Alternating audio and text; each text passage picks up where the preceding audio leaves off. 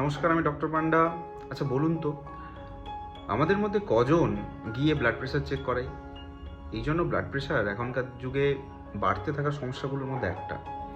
হঠাৎ করে আপনার একটা স্ট্রোক হয়ে গেল, কিংবা আপনার চোখের ভেতরে হাইপারটেনসিভ রেটিনোপ্যাথি নামে একটা রোগ হয়ে গেল। আপনি আবছা দেখছেন, তারপরে গিয়ে দেখলেন যে আপনার চোখের ভেতরে হেমারেজ হয়ে গেছে, ব্লাড প্রেশারটা বেড়ে হঠাৎ করে, যাকে চোখের স্ট্রোকও বলে। তো কিন্তু আপনার আর কোনো সমস্যা ছিল না, মাঝে মাঝে হেডেক হতো, আপনি ওষুধ খেয়ে নিতেন, হেডেক ঠিক হয়ে যেত। একটু কাজ করলে হাঁপিয়ে যেতেন, কিংবা একটু সোয়েটিং হতো, আপনি অত ওটাকে অত ভাবেননি যে কী হচ্ছে কী না হচ্ছে।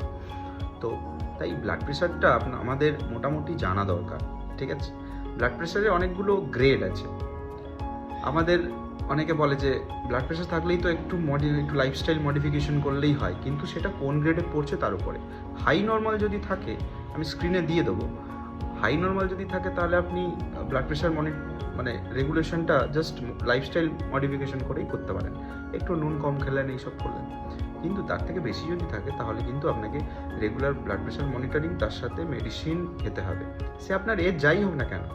আমার কাছে যে সমস্ত পেশেন্টরা আসে, তাদের এজ কম থাকলেও আমি যখন তাদের ব্লাড প্রেশারটা যখন হাই লেভেলে থাকে, অনেক সময় ফ্যামিলিয়াল হাইপারটেনশন থাকতে পারে, বাবার ব্লাড প্রেশার, ছেলের ব্লাড প্রেশার, তো তখন কিন্তু সে তার এজ যাই হোক না কেন ওষুধ কিন্তু খেতেই হবে।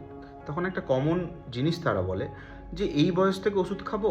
আরে বাবা, তোর সমস্যা হয়েছে, তোকে ওষুধ খেতে হবে, এই বয়স হোক আর যাই বয়স হোক, তাই না? নইলে যে বডিতে ইরিভার্সেবল যে চেঞ্জগুলো হচ্ছে ব্লাড প্রেশারের জন্য, সেগুলো কিন্তু আর ঠিক করা যাবে না, তাই তো? চোখ খারাপ হয়ে গেলে ওই সমস্যাটা কিন্তু আর দূর করা যাবে না। তো তাই ব্লাড প্রেশারটা অবশ্যই মনিটর করান। আর আমি যে গ্রেডগুলো দিলাম, নিজের ব্লাড প্রেশারটা উইথিন 7 days চেক করে এই গ্রেডগুলো অনুযায়ী দেখুন আপনার কোন গ্রেডে আছে না নর্মাল আছে, দিয়ে কমেন্ট সেকশনে লিখুন। ধন্যবাদ। ভিডিওটা একটু শেয়ার করুন।